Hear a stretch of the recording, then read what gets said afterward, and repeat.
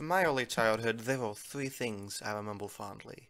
Batman the Brave and the Bold, the 1950s Superman series starring George Reeves, and Nickelodeon. There are three Nickelodeon sitcoms in particular I enjoyed: Drake and Josh, iCarly, and Victorious.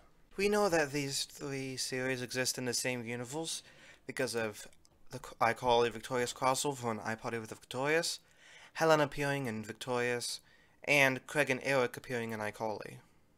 There are also several actors who have appeared as different characters in more than one series. For example, Leon Thomas III appeared as a different character in iCarly before he played Andre in Victorious. Jeanette McCurdy appeared as Pawnee in Victorious. Victoria Justice appeared in iCarly, Victorious, and Zoe 101, playing three different characters in each one. Miranda Cosgrove appeared in Drake and Josh, iCarly, and Zoe 101, also playing three different characters. Now here's where it gets interesting. Drake Bell appeared as himself in an episode of Zoe 101. This didn't make sense because Drake Parker also exists in this universe. But if we're assuming the real-life Drake Bell is the same as the version of himself he played in Zoe 101, that would mean Drake and Josh is a TV show in Zoe 101. But that shouldn't make sense because Zoe 101 had a crossover with iCarly, who had a crossover with Victorious, who had a crossover with Drake and Josh. This is also the case with iCarly and Victorious.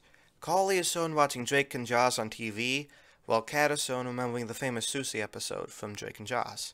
But that shouldn't make sense because Helen is a character in Victorious, and Craig and Eric are characters in iCarly.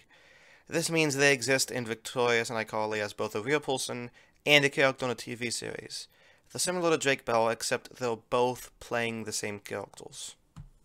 My theory is that all four of these shows are simulations in some strange laboratories experimenting on how children react to certain crazy situations, because all four of these shows have their great deal of crazy situations. This would explain the laugh track, as that's the scientists laughing at the situations, and all the people laughing at the test subjects. Helen and Drake are scientists who hop into each of these universes to see that everything's working properly and as planned.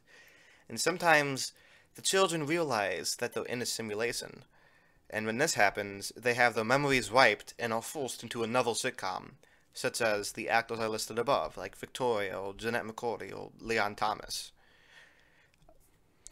Now, the only question left to fit this theory is how the characters in these shows don't recognize people from other shows. For example, why was Freddy the only one to comment that Toy looks a lot like Shelby Marks? This could be explained with the simple fact that people's faces could look different in other contexts. You know, like people could look alike to one person but not exactly to another person, so that sounds like an easy way to do it. Why did Kat not recognize Helen as a character from Drake and Josh? It's possible that Helen was able to wipe Kat and everybody else's memories that Drake and Josh was a TV show so she could successfully infiltrate the simulation. There's still many more questions I have about this working theory. Why are the simulations being shown as TV shows and other simulations? Will these children ever escape from these simulations? What exactly are the scientists testing them on? Will we get answers about these questions in the new season of iCarly? And why isn't Gibby in the new iCarly? And why am I asking you all these questions? Dan Schneider, bring all my bitches back. I need all my bitches, the new show you proud of is right.